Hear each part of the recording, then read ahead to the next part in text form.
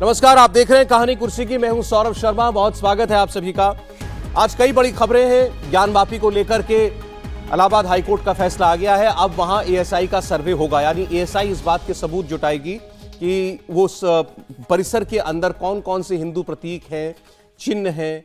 ये जो आरोप है कि वो मस्जिद एक मंदिर की बुनियाद पर खड़ी है या मंदिर की दीवारें ही हैं और उसी के ऊपर मस्जिद का डोम बना दिया गया है, गुंबद बना दी गई है, ये सारी की सारी बातें अब उस सर्वे के अंदर सामने आएंगी। हाईकोर्ट के फैसले के बाद वाराणसी जिला अदालत का एएसआई का सर्वे का आदेश प्रभावी हो गया है। हालांकि आज सर्वे नहीं हो पाया, एएसआई आज के लिए तैयार नहीं थी, लेकिन अब जल्द से जल्द ये कार्रवाई जो है वो शुरू होगी और इसमें जो मुस्लिम पक्ष है, जो मस्जिद का पक्ष है, वो अब सुप्रीम कोर्ट का रुख करेगा। लेकिन लगातार दो अदालतों से, आप यूं देखिए कि लोअर कोर्ट से और फिर इलाहाबाद हाई कोर्ट से सर्वे को अनुमति मिल गई है, तो ये हिंदू पक्ष के लिए एक बड़ी जीत है। दूसरा, अब धरपकड़ की कार्रवाई मेवात में शुरू हो गई है और तरह तरह की कहानियां सामने आ रही हैं कि किस तरीके से इतना जुल्म हुआ, बच्चों को नहीं बख्शा गया, किस तरीके से एक जज को अपनी जान बचानी पड़ी छिप करके, और जो उसमें पुलिस वाले मारे गए हैं उनकी कितनी नृशंसता के साथ हत्या की गई है, कहां मंदिर को घेर कर फायरिंग हो रही थी उसकी वीडियो सामने आ गए, और जो लड़ाई ये चल रही है अब इसमें जो वहां के विधायक हैं मामन खान, वो कह रहे हैं कि मोनू मानेसर जिम्मेदार है। मोनू मानेसर का एक इंटरव्यू सामने आया, उसने कहा मैं तो गया नहीं था वहां पर, ये सीधे सीधे भड़काने का काम वहां के इलाके के लोगों को वहां के विधायक नहीं किया है जो कांग्रेस पार्टी से हैं। इन सारी खबरों पर हम बात करेंगे। मेहमानों से पहले आपको मिलवा दें, प्रदीप सिंह जी हमारे साथ हैं आज। प्रदीप जी, बहुत स्वागत है आपका कहानी कुर्सी की में। विनोद अग्निहोत्री जी रोज की तरह जुड़ रहे हैं हमारे साथ। विनोद जी, आपका बहुत स्वागत। और हर्षवर्धन त्रिपाठी जी भी आज पैनल में हमारे साथ हैं। हर्षवर्धन जी, बहुत स्वागत है आपका। तो चार बड़े मुद्दे एक बार दर्शकों के सामने रख दें, फिर आज के पहले टॉपिक पर हम बात करते हैं। सबसे बड़ा सवाल ज्ञानवापी का है। आज ज्ञानवापी में सर्वे का आज आदेश आ चुका है, तो क्या अब योगी के फॉर्मूले से ज्ञानवापी का हल निकलेगा? योगी आदित्यनाथ ने एक इंटरव्यू में कहा था कि ज्ञानवापी को मस्जिद ना कहें, विवाद होगा, लेकिन साथ साथ उन्होंने इसका एक हल भी सुझाया था। उन्होंने कहा कि मुस्लिम समुदाय को पहल करके आगे आना चाहिए और इस ऐतिहासिक भूल को स्वीकार करते हुए अब इस विवाद को खत्म कर देना चाहिए। तो क्या वो एक रास्ता बता रहे हैं और क्या अदालती रास्ते से बेहतर है ये रास्ता? और सवाल यह है कि क्या मुस्लिम पक्ष इस पर अमल करेगा? इस पर हम लोग बात करेंगे।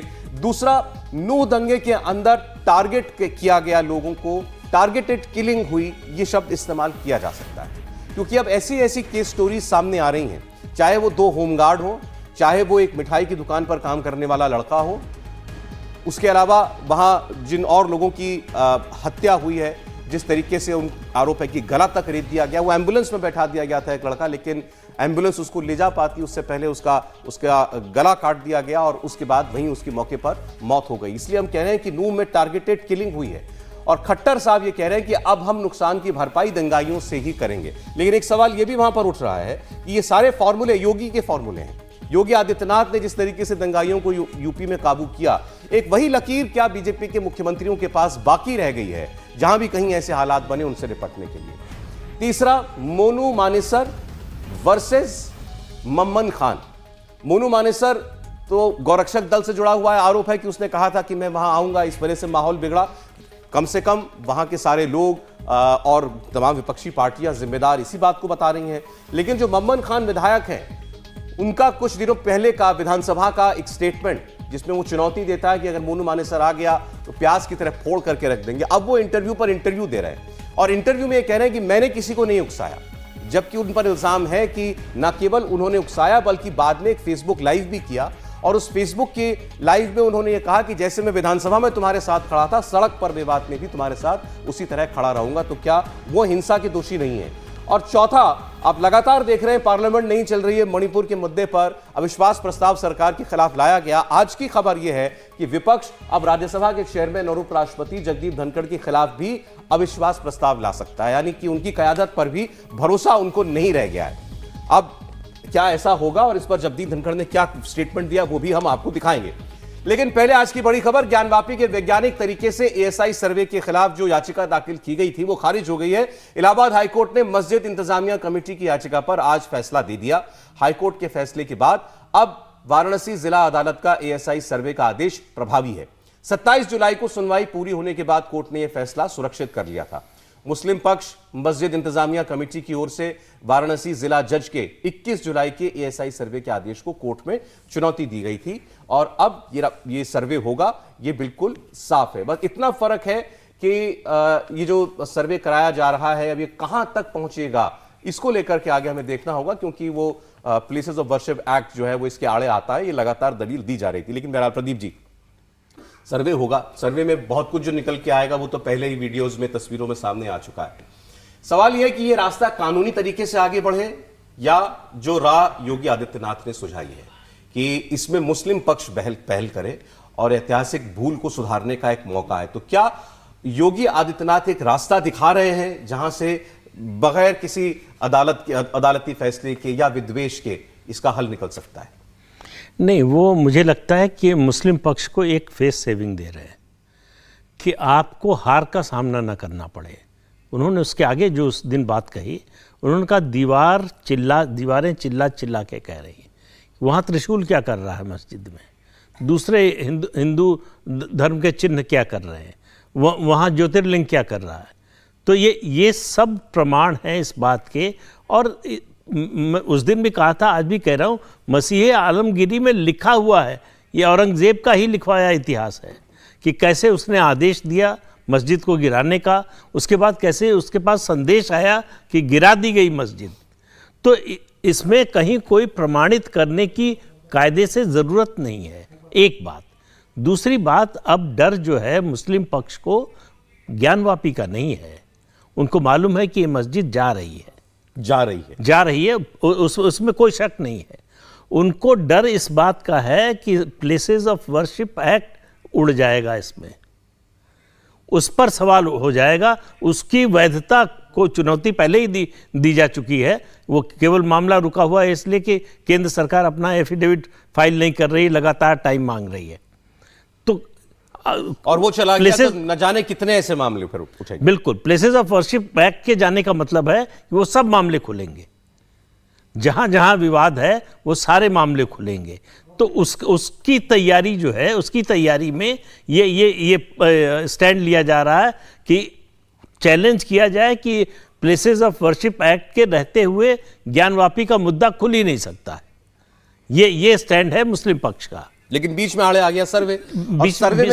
सर्वे से पहले फिर कह रहा हूं सुप्रीम कोर्ट का जजमेंट, जो डीवाई चंद्रचूड़ की बेंच का जजमेंट है कि भाई प्लेसेस ऑफ वर्शिप एक्ट इस बात से नहीं रोकता कि आप किसी धार्मिक स्थल की वास्तविक पहचान करें, तो उसके बारे में पता लगाने से नहीं रोकता। मैं इसलिए कह रहा हूं क्योंकि सर्वे में जो आएगा उसको सबसे अच्छा तो मुस्लिम पक्ष ही जानता है कि अंदर क्या है। वो उनको तो मालूम नहीं है कि सर्वे दशकों होगा तो से क्या शताब्दियों से जानते हैं, 400 साल से उनको पता है क्या है।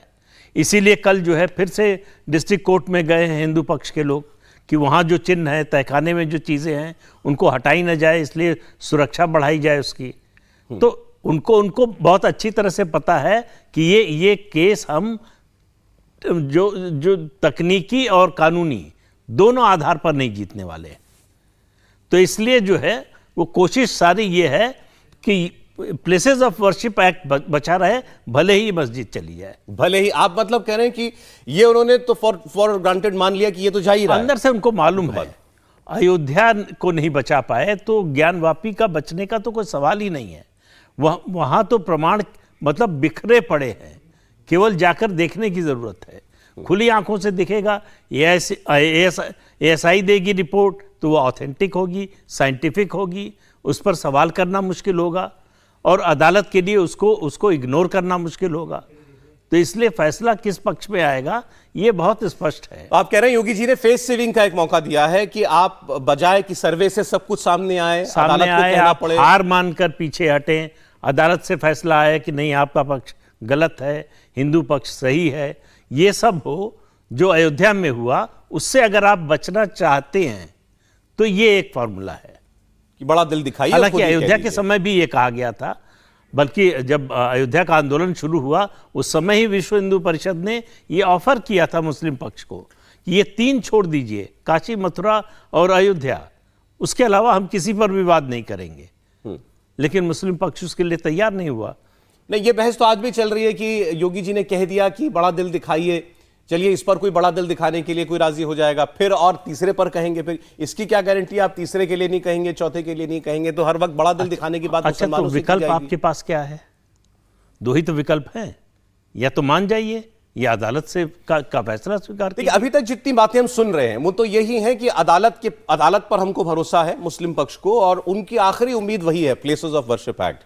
ये हमसे कहा गया है कि 1947 के बाद अगर हम वहां नमाज पढ़ते आ रहे हैं, वहां मस्जिद का स्ट्रक्चर खड़ा है, वो मस्जिद है, तो प्लेसेस ऑफ वर्शिप एक्ट हमको प्रोटेक्शन देता है, नहीं देता। मस्जिद हमसे नहीं छीन सकता कोई। असली बात यही है कि places of worship act protection नहीं देता है जब तक कि ये स्टैब्लिश ना हो जाए कि ये मस्जिद थी।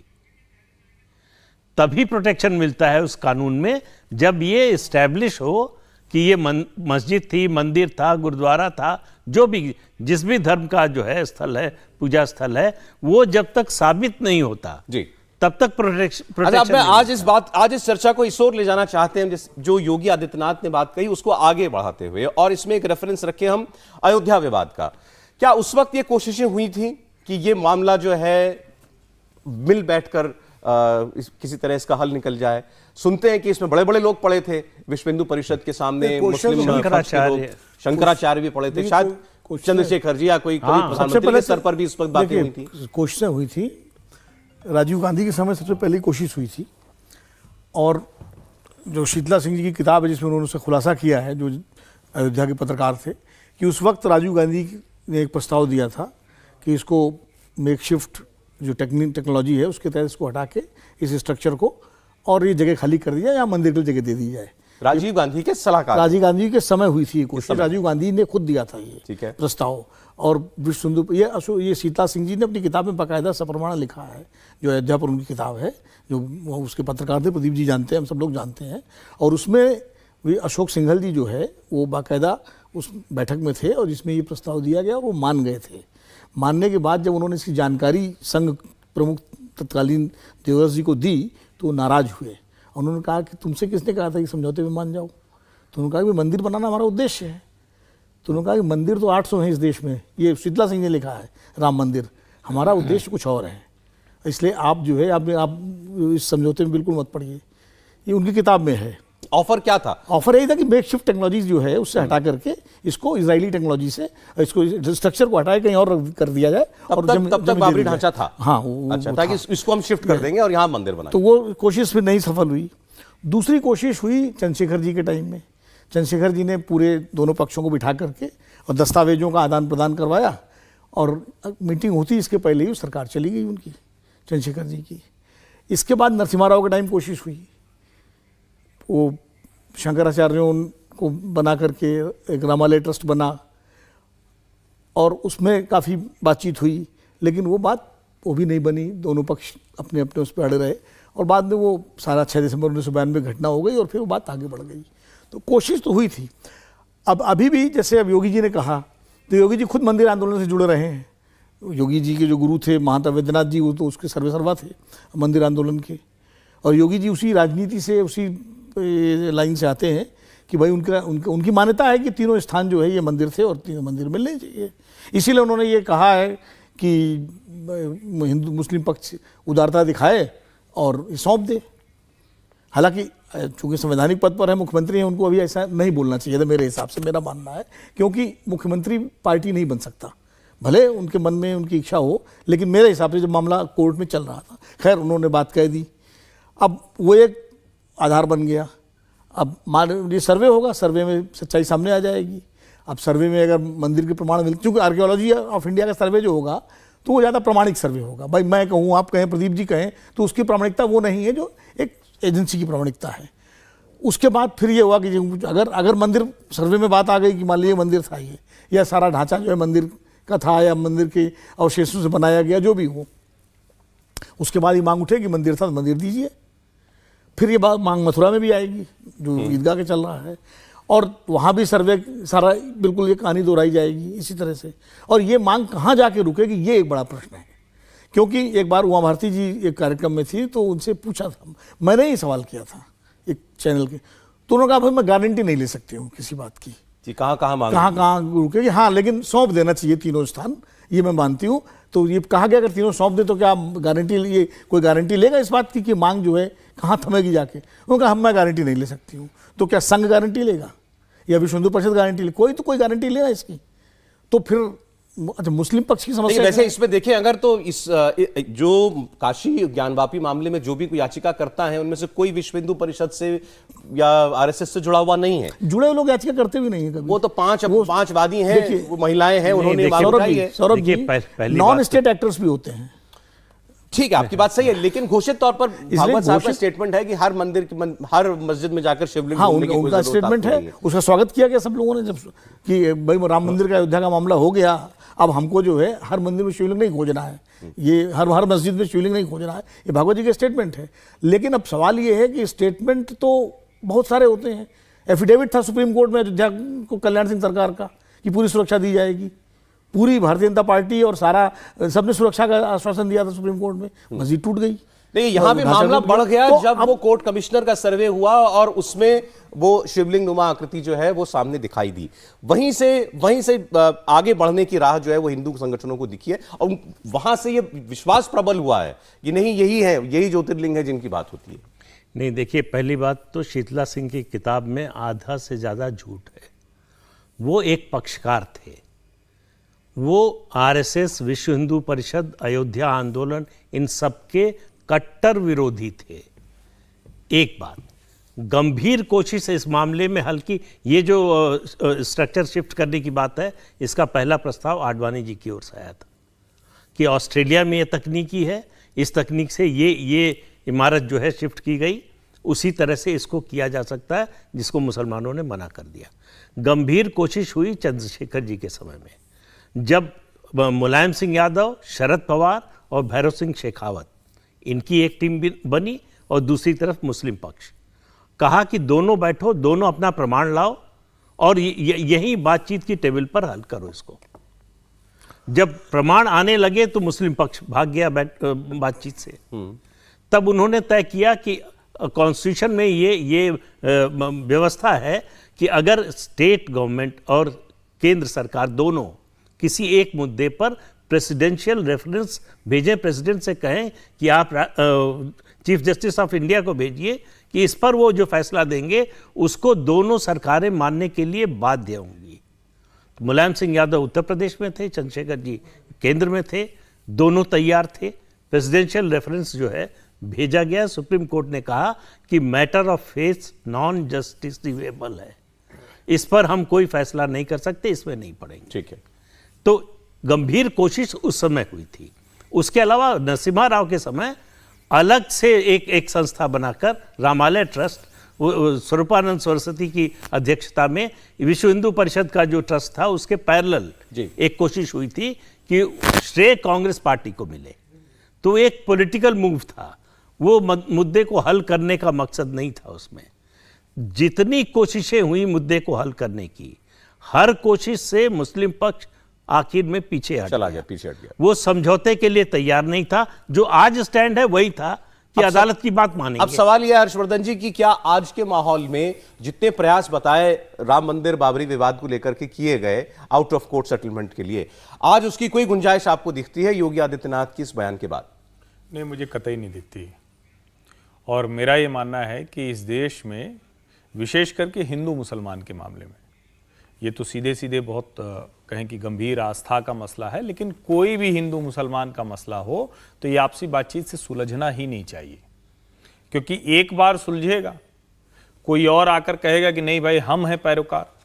और एक बात थोड़ा सा देश के लोगों को जाननी चाहिए, राष्ट्रीय स्वयंसेवक संघ का गठन किसी मंदिर के निर्माण के लिए या किसी मंदिर आंदोलन के लिए नहीं हुआ था। राष्ट्रीय स्वयंसेवक संघ अपनी स्थापना से एक व्यक्ति, एक सिद्धांत पर था कि हिंदुस्तान, भारतवर्ष स्वतंत्र हो रहा है, अंग्रेजों से हम लड़ रहे हैं, तो एक ऐसा भारत बनाना है जिसमें हम व्यक्ति निर्माण करेंगे जिससे बेहतर भारत बने। लेकिन जब कांग्रेस की सरकारों ने इस मुद्दे पर जितना, जिसको कहें कि एक तरह से हिंदुओं को भी आप कुछ लॉलीपॉप देते रहो, मुसलमानों को भी कुछ इशारेबाजी करते रहो, वरना उस वक्त तो किसी और की गुंजाइश ही नहीं थी ना। हम लोग बात कर रहे हैं ये मिली जुली सरकारों के समय की, हम लोग बात कर रहे हैं जब पक्ष कोई भी एक निर्णय नहीं ले सकता था। जब तक कांग्रेस की पक्की वाली सरकारें थी, उसने कौन सा निर्णय ऐसा कर लिया? कोई निर्णय नहीं किया, सब टालते रहे। आज 370 पे देखिए, दूसरा दिन है, आज बहस चल रही है। हर चीज को टाला इन्होंने, राज्यों के बीच के विभाजन तक ठीक से नहीं किए और उसकी वजह से बरसों बरस विवाद होता रहा। इसीलिए मैं कह रहा हूं कि ये जब आप देखते हैं कि राष्ट्रीय स्वयंसेवक संघ, विश्व हिंदू परिषद, वो तब आया सीन में जब दिखा कि नहीं, ये राम मंदिर जो सैकड़ों वर्षों का मसला है उस पर सरकारें हीला हवाली कर रही हैं। और उसमें भी स्वरूपानंद सरस्वती जी, शंकराचार्य जी, वो बाकायदा कांग्रेस की लाइन पर बात करते रहे, संघ के आंदोलन को ध्वस्त करने की कोशिश की, धर्म संसद के पैरेलल सभी धर्म संसद करने लगे। उनके कुछ लोग करके कहे कि हम यात्रा निकालेंगे, लेकिन हिंदू समाज को भरोसा नहीं हुआ। भरोसा संघ पर हुआ, विश्व हिंदू परिषद पर हुआ, और उस वक्त जो राम जन्मभूमि आंदोलन के लिए अयोध्या के संतों की समिति बनी थी, चंद्रास्वामी को भी भेजा गया। तो इसीलिए मैं कह रहा हूं कि ये बातचीत वाला, आप कह रहे हैं बातचीत से कुछ नहीं होना, होना चाहिए ना होगा, वो जो और वो अदालत से होना चाहिए। एक चीज आपसे अयोध्या वाले मामले में दो चीजें थी, एक आस्था का विषय था, एक टाइटल सूट का विषय था, जमीन के विवाद का। टाइटल सूट में जो दस्तावेज थे मुस्लिम पक्ष के मजबूत थे, लेकिन मंदिर के प्रमाण को लेकर हिंदू पक्ष के अपने दावे थे। ये तो मतलब वो है, प्रमाण मौजूद थे, ये हाईकोर्ट को नहीं दिखा, नहीं ये सुप्रीम कोर्ट को नहीं दिखा। हाई कोर्ट का, इलाहाबाद हाई कोर्ट का फैसला है कि ये इस जमीन पर जहां जो जन्म स्थान बताया जा रहा हिंदुओं का अधिकार है। 67 एकड़ में बंटवारा किया कि ये तीन हिस्सों में बांट दिया जाए, ये हाई कोर्ट ने किया। आस्था के आधार पर फैसला हुआ, आस्था के आधार पर कोई फैसला भी समझौता हुआ। आस्था के आधार पर अच्छा मान लीजिए उनका, तो फिर 5 एकड़ जमीन क्यों दी सुप्रीम कोर्ट ने? सुप्रीम कोर्ट आज हम क्योंकि अयोध्या डिस्कस नहीं कर रहे हैं, सुप्रीम कोर्ट ने फैसले में बाबरी मस्जिद को गिराने को अपराध मान रहा है, क्योंकि सारी चीजें हैं उसमें। ऐसा नहीं है क्योंकि जमीन का भी मामला था, तो वो तो कोई अदालत ही तय करती, अदालत तय करती। और जस्टिस दीपक मिश्रा ने कहा था कि अयोध्या का मामला टाइटल सूट है, ये खुद कहा था। लेकिन चूंकि मामला इतना गर्म हो गया था, उसमें संवेदनाएं, भावनाएं इतनी जुड़ गई थी कि जो सुप्रीम कोर्ट ने फैसला दिया उसके अलावा कोई फैसला हो नहीं सकता। मैं अक्सर ये समझना चाह रहा हूं, और इसलिए वो समझौता हुआ। इसको ज्ञानवापी के परिप्रेक्ष्य में रखते हुए कि अयोध्या के मैटर में मुस्लिम पक्ष से कौन आता था बात करने के लिए, क्योंकि ये सवाल जो इन्होंने हर्षवर्धन जी ने उठाया, ठीक है ना, कि आज आप एक से बात करेंगे, दूसरा कहेगा कि हम इनको मानते हैं। बाबरी मस्जिद एक्शन कमेटी बनी थी, वो उसके लोग आते थे, मौलाना जफर याबी जिलानी आते थे, बहुत सारे उसमें जो शहाबुद्दीन थे, आपके देवबंद वाले मदनी थे, तो वो मुसलमानों का, ये मुस्लिम पर्सनल बोर्ड के मेंबर उसमें थे। तो ये संस्थाएं तो आज भी हैं, और ये आपके आजम खां भी थे उसमें, मोहम्मद आजम खां भी। जमीयत उलमा हिंद आज एक बड़ी संस्था हो गई है, ओवैसी साहब जैसे पॉलिटिकल कारिंदे भी हैं, ये लोग भी हैं। मतलब आपको डील किनसे करना होगा, किनके बीच आपको बात करानी इनके बीच में भी एक मत है कि नहीं है। मुस्लिम पर्सनल लॉ बोर्ड एक अलग है। देखिए, कानूनी जो स्थिति है, मस्जिद है तो मुतवल्ली, तो केवल मस्जिद का हाँ, और अगर मंदिर है तो पुजारी जो ट्रस्ट का उसका जो जिसको कानूनी हक है डिफेंड करने का या अपील करने का खिलाफ, वो ये दो हैं। उनके पैरोकार कौन है, ये अलग अलग समय पर अलग अलग हो सकता है। मैं तो बहुत प्रतिक्रिया पढ़ता हूं, अयोध्या वाले मामले में रामचंद्र परमहंस जी और वो क्या नाम है, हाशिम अंसारी, कौन थे? हाशिम, ये दो लोग जाते थे। बहुत से लोगों ने बहुत से लोग ऐसी बातें कह रहे हैं। अब तो सोशल मीडिया का जमाना, हर व्यक्ति अपनी राय देता है। उसमें ये भी कहा जा रहा है कि जरूरी नहीं है कि मस्जिद जो है पूरी मस्जिद हवाले की जाए हिंदू पक्ष के। उसमें चूंकि अब सामने आपको शिवलिंग दिखाई दे रहा है, तो उसके ठीक सामने नंदी बैठे हैं, कि जितना हिस्सा वो है शिवलिंग का, उतना हिस्सा जो है मंदिर में मिला लिया जाए, और ये एक स्वीकृति आ जाए कि भाई हाँ ठीक है, ये मंदिर था, तोड़ करके मस्जिद बना था, बाकी मस्जिद के स्ट्रक्चर को हटाने की कोई जरूरत नहीं है। मस्जिद का स्ट्रक्चर क्या है गुंबद के अलावा? जो भी है, अभी आज जो भी दिखता है मंदिर का ही है, आज जो भी दिखता है भाई। अगर ज्योतिर्लिंग जो है वो मंदिर में शामिल हो जाएगा, वो तो उनका वजू खाना बना रखा है वहां उन्होंने, वो तहखाने पर किसका अधिकार होगा? मुसलमानों का, हिंदुओं का? तो ये तो फैसला जो होगा पूरा ही होगा। ये तो झगड़े को बनाए रखने वाली बात होगी। अच्छा, इस तरह का कोई भी हल, जो फैसला होगा कानूनी रूप से जो सही है वो वही होना चाहिए। अगर मंदिर तोड़कर बनाया गया है तो मंदिर के पक्ष को मिलना चाहिए, अगर मंदिर तोड़कर नहीं बनाया गया है तो मुस्लिम पक्ष को मिलना चाहिए। चलिए ठीक, हमने ज्ञानवापी पर बात की। एक चीज इसमें और जरूरी है, बार बार जब बात होती है, ये कोई उस वक्त ऐसा माहौल नहीं था कि आज की तरह कोई सर्वधर्म संभाव सभा हो कि चलो मंदिर, मस्जिद, गुरुद्वारा, चर्च ये बनाते हैं, ऐसा नहीं था। वहां मंदिर था, मंदिर तोड़ा गया और मस्जिद बनाई गई। ये अलग अलग रेफरेंस का मकसद था। नहीं वो ठीक है सर, अब आप उस वक्त मध्य, आप हम वैसे सौरभ एक प्रश्न, मिडिवल वर्ल्ड में तो नहीं जी रहे ना, आज आप दूसरी दुनिया में। नहीं, एक प्रश्न मेरे दिमाग में कौन था, मैंने पूछा भी था। अहिल्याबाई होलकर ने जब ये मंदिर बनवाया विश्वनाथ जी का, वो तो वहीं बनवाया, और उस वक्त वो शक्तिशाली थी, उस वक्त वो ज्ञानवापी मस्जिद का वो ले सकती थी। उन्होंने क्यों नहीं लिया? क्या वो हिंदू कम थी क्या? नहीं, ये बड़ा मुझे लगता है कि सबसे अच्छा प्रश्न विनोद जी ने पूछा। अहिल्याबाई होलकर को उस वक्त अवध के नवाब ने तब भी इजाजत नहीं दी थी। बहुत दबाव संघर्ष के बाद उन्होंने उनको एक तरह से कहें कि उस काम को शुरू करने की इजाजत नहीं दी गई थी, लेकिन वो उस पर अड़ गई तो उनको कहा ठीक है आप ये हिस्सा इसको बना लीजिए, और उसका उन्होंने पुनरुद्धार कराया। ये संदर्भों में है। इंडिया टीवी हर वक्त हर जगह डाउनलोड करने के लिए सर्च करें India TV news Google play store या ऐप स्टोर पर।